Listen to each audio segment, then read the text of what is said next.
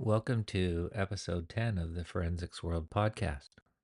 My name is Will Dodds, and I'm recently retired from a 23-year policing career.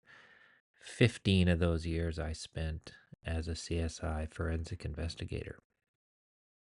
As a CSI, I attended many death scenes.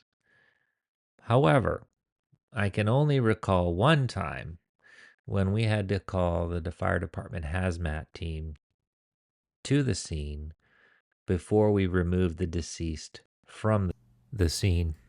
So the call started out like many other sudden death scenes that we attended to. And in this case, it was we went to a single family home, and in the back was a carriage house. And the landlords, or the people living in the single family home, hadn't seen the individual in the carriage house for a while. And as such, they were starting to get concerned. And frankly, not only were they concerned, they were starting to detect a really weird smell coming from the carriage house. So by the time we got there, it was about 45 minutes after the initial police attendance. And I remember pulling up in our truck, and I was with my forensics colleague. And as soon as we pulled up in front of the home and opened our doors, we could smell it. And it's just that underlying odor of death that you just know so well when you do detect it. And it's a really powerful and a pungent odor. As we were walking through the front yard of the house towards the carriage house, we met our patrol colleagues who had made forced entry. Now that's the key there. One thing interesting is forced entry into the cottage in order to try and check the welfare of the person living inside, which was the initial reason for police attending. Now they reported very quickly that as soon as they opened the door, that they knew we were looking at a deceased individual inside for sure. And there was just really no two ways about it. And so they backed off and never actually went inside. So upon our arrival, we knew, okay, well, we've likely got ourselves a dead body inside this carriage house. It hasn't been seen for literally weeks. And so we're going to have to make our way in. So my partner and I, we got ourselves full well we're going to a situation where it's going to be fairly contaminated and strong odors for sure. We donned our Tyvek suits, gloves. We put on some boot covers and put on the half masks with the breathing cans on them so we could make our way inside. So interestingly, the carriage house itself was sort of a typical studio style structure where there was just one main large open room and an adjoining sort of kitchen nook, and of course then there was a bathroom as well.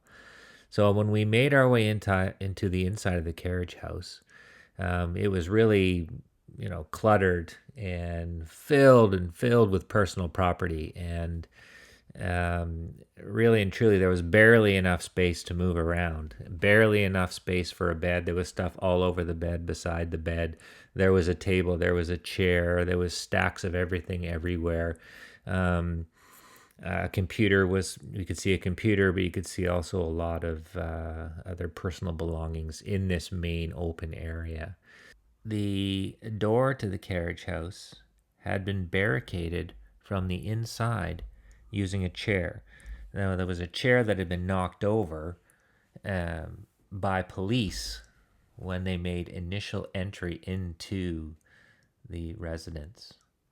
Now, certainly, like with any scene investigation, we're always looking for, what may have happened here. What are the possible angles? What are the potential concerns that we have? And one of those things is forced entry.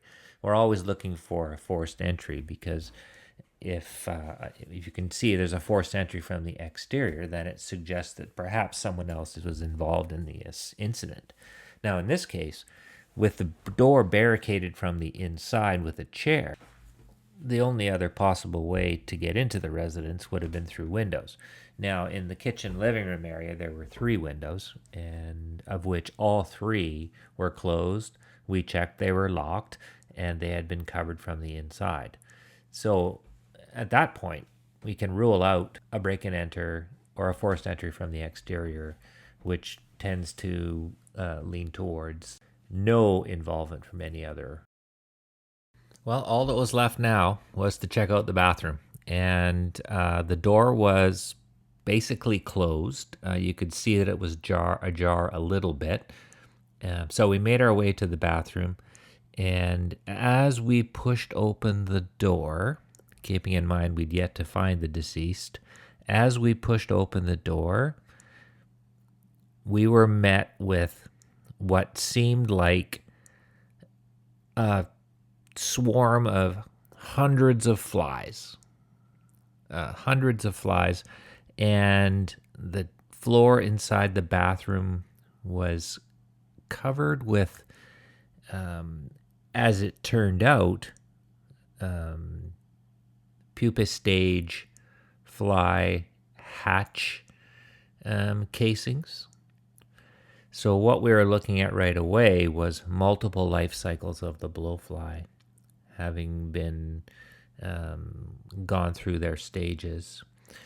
In the bathroom window had been sealed, had been covered, and had been sealed with plastic from the inside. On the floor in the bathroom, very interestingly, and this was sort of one of the key factors of the whole investigation, on the floor of the bathroom, I remember finding bottles of toilet bowl cleaner, industrial grade toilet bowl cleaner, as well as bottles or containers, plastic bottles of lime sulfur. Now, at the time, we had, we just noticed, okay, well, obviously some chemicals were involved here. This is not normal to have multiple liter containers of toilet bowl cleaner in conjunction with multiple liter containers of lime sulfur, all of which were empty and all of which were on the bathroom floor.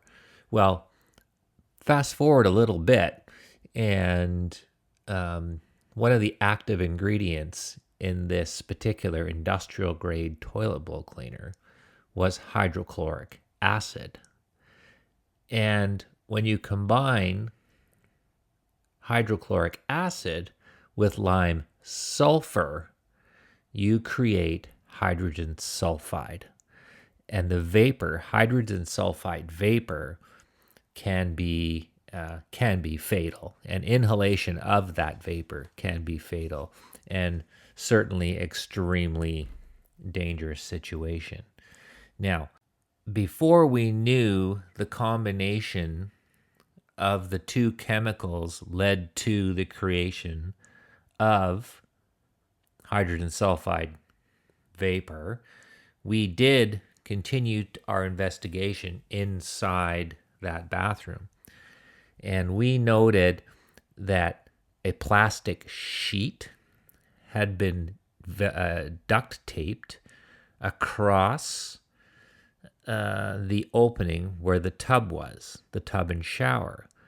Now, it had been long enough that some of the tape had come off, some of the plastic sheeting had come down.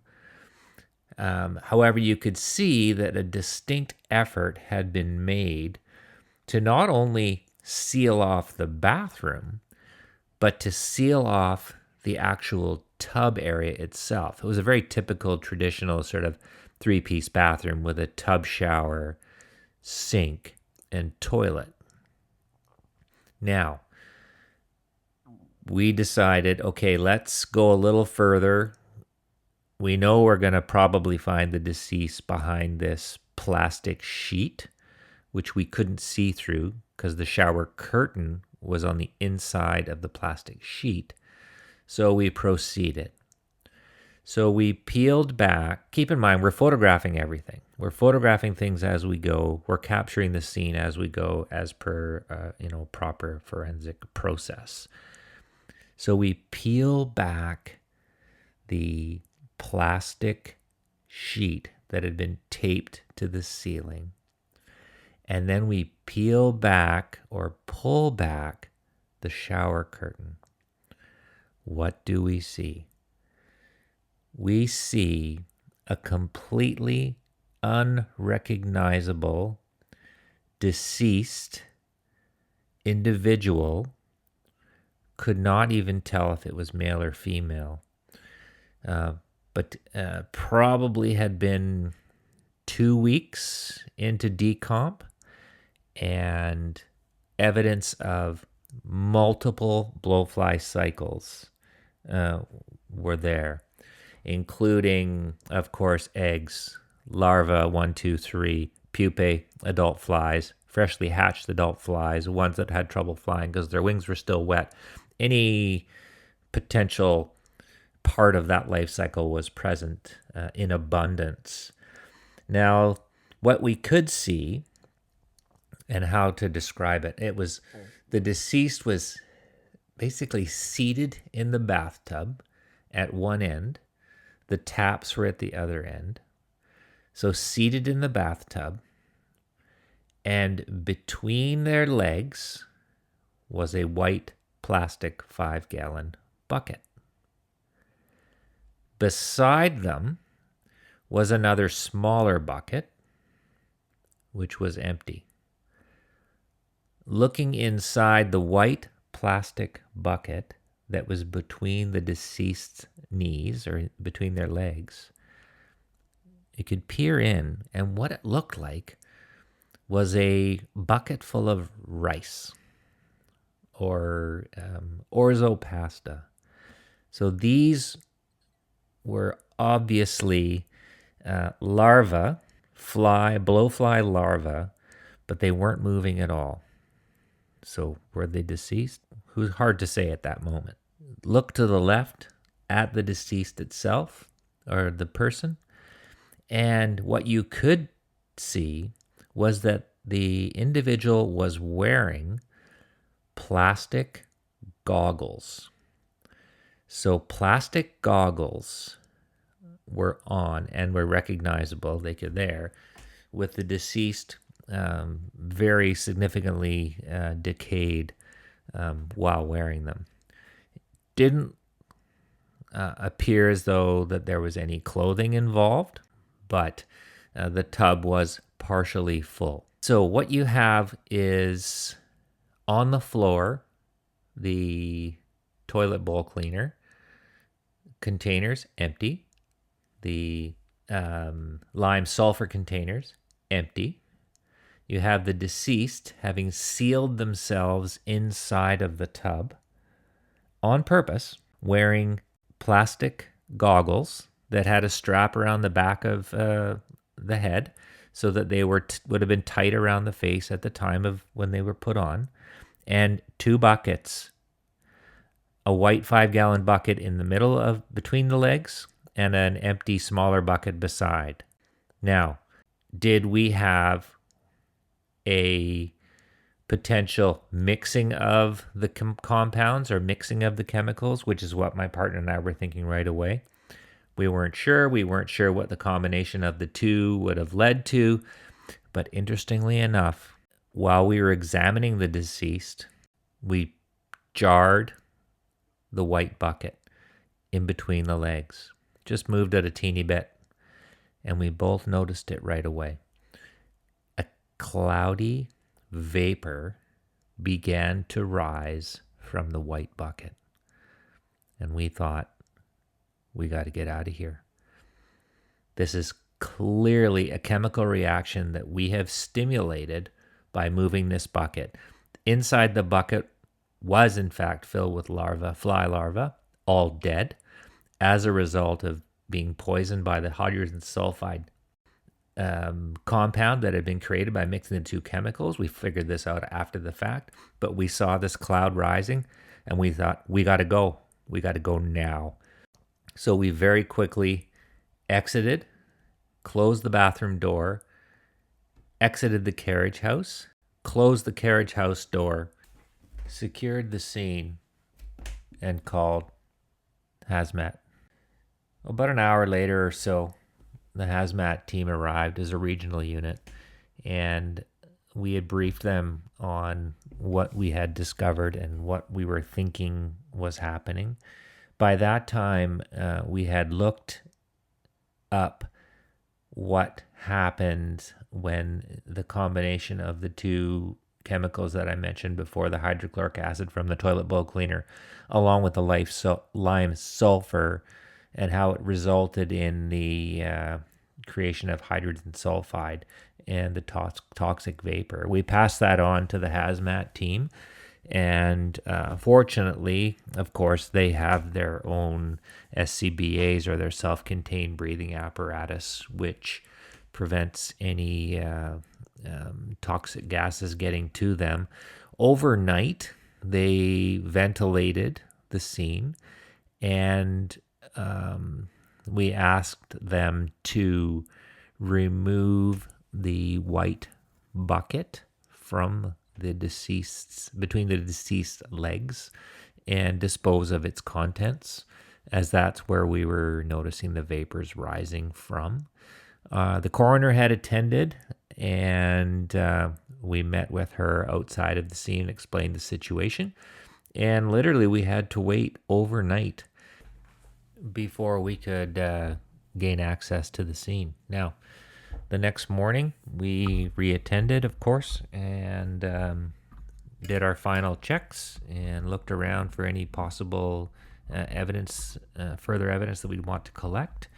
We carefully moved the body from the tub onto a shroud, and brought the body outside, and took a few more photographs before the body was packaged up for transport to the morgue. Now, you might be curious how we finally identified the deceased, considering the advanced state of decay that he was found in. We were able to notify next of kin, and we confirmed his identity through items that we had found in the carriage house, and some information that we were provided by some outside agencies. So overall, it was a very interesting call, and it certainly led to, I think for me, most definitely, an extra awareness of what may be present at any scene, even what appeared to be a very straightforward sudden death. If we had attended that scene, not worn the appropriate PPE that we did, the half masks, and if we had gone into that bathroom and potentially caused that chemical reaction, that vapor could have proven to have been quite overcoming, and could have resulted in some very serious consequences. So it was definitely a learning experience, and a file that took a couple of days of investigation, certainly a day, and then the overnight for the decontamination and the venting, and then the next morning it took care of itself fairly quickly. So thanks very much for listening, and that'll be the end of episode 10 of the Forensicsworld podcast. Thanks very much for listening, and you can catch episodes 1 through 9 on Spotify, Amazon Music, and Apple Podcasts. Check out Forensicsworld on Instagram and Facebook, YouTube, TikTok, X, and Threads. Remember our theme, as usual, learn something today. Thanks for listening, and until next time.